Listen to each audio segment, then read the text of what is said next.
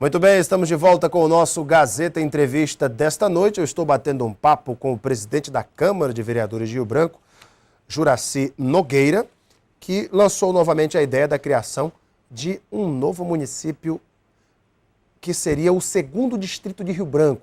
Eu até falei aqui de Penápolis, não é o nome que o vereador sugeriu, mas eu sugeri porque era um nome antigo, né? Era o nome de Penápolis ali, do segundo distrito. Eu vou até contar um pouquinho dessa história. O povoado que chamava-se Volta da Empresa ficava localizado onde hoje é o segundo distrito de Rio Branco. Por conta daquelas terras alagadas, muitos prefeitos departamentais da época procuraram outro lugar para que a cidade pudesse desenvolver e tivesse a sua sede. Foi quando desocuparam a área que ficava do outro lado do rio, que se chamava Seringal Empresa, passando assim a se chamar Vila Rio Branco, que seria a sede então política do departamento do Alto Acre, isso em 1904. Depois passou a se chamar Penápolis, que surgiu em 1909, em homenagem ao então presidente da República, Afonso Pena. Em 1910 percebeu-se que não dava para ser duas cidades, então o prefeito Diocleciano Coelho de Souza, percebendo isso, mudou o nome da cidade e chamou-se Empresa. Em 1912, a cidade passou a se chamar Rio Branco e a sede ficou no primeiro distrito. A antiga cidade passou a ser chamada apenas de segundo distrito. Ou seja, já houve uma segunda cidade, né, presidente? Já houve, então, no passado, nos primórdios de Rio Branco, essa separação entre o primeiro e o segundo distrito.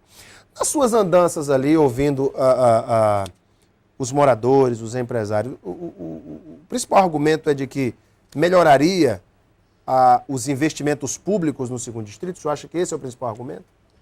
Além de melhorar, Alain, os investimentos, hoje tudo que a população precisa tem que vir para o primeiro distrito. Tudo que as moradoras do segundo distrito precisam tem que vir para o primeiro. Uhum. Né? Principalmente bancos.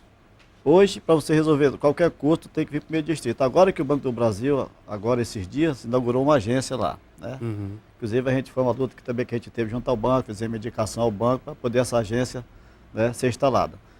Mas os outros órgãos, aí aqui é difícil de estacionamento, são filas em cima de filas.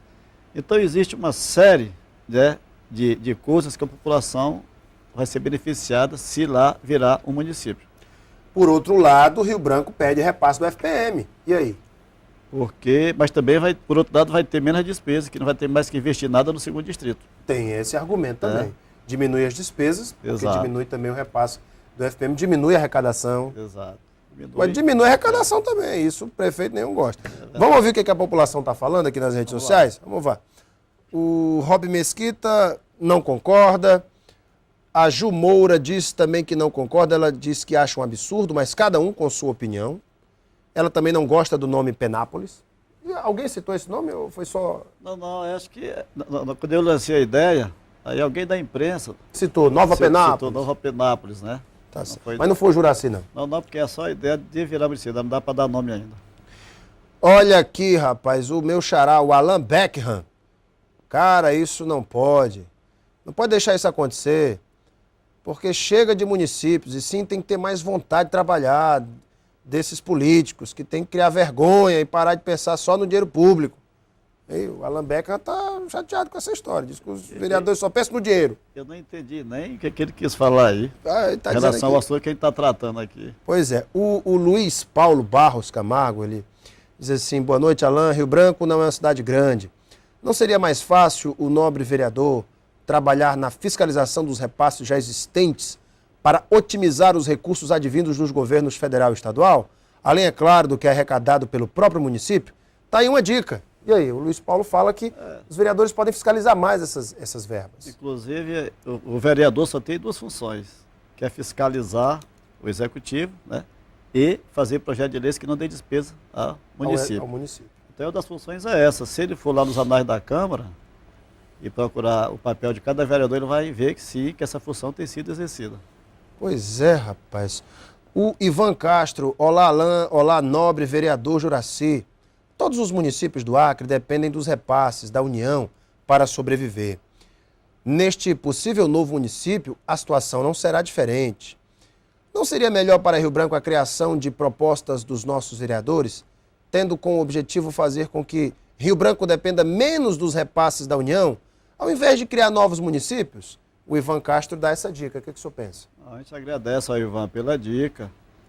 A gente tem procurado aí, dentro da Câmara, nesses meses, desses anos que a gente está lá, ajudar a prefeitura e o município. Acontece que o vereador ele é muito vedado pela Constituição Federal. Se você, Ivan, pegar a Constituição e ver qual é o papel do vereador, você vai, e for nos anais da casa hoje e procurar o trabalho de cada um, você vai ver que alguma coisa tem sido feita. Acontece que a gente, o poder é muito pequeno, apesar de as pessoas pensarem que o vereador tem um poder grande, mas não tem. Ele é muito vedado pela Constituição Federal. Pois é, muitas as participações aqui dos internautas. A Denise Damasceno. Denise Damasceno disse que não gostou da proposta. A Clélia Costa disse o seguinte: olha, eu acredito que isso não vai passar de ideia do presidente da Câmara, essa ideia não vai prosperar. Penso que é um assunto no momento eleitoreiro, mas que surge em época de eleição. Não gostei do nome, destoa dos demais nomes que temos no estado do Acre. Penso que até para ele sonhar, deveria pensar em outro nome. Na verdade, o que Rio Branco precisa é de um bom gestor, um que saiba usar o dinheiro público, direito e todos os benefícios que recebe. Isso é um sonho, é a Clélia Costa. É a opinião dos internautas, né, vereador? Ela deixar bem claro que a ideia não é minha. Eu sou um trabalhador do povo. Eu só lancei a ideia a pedido de alguns moradores do 2º Distrito, né?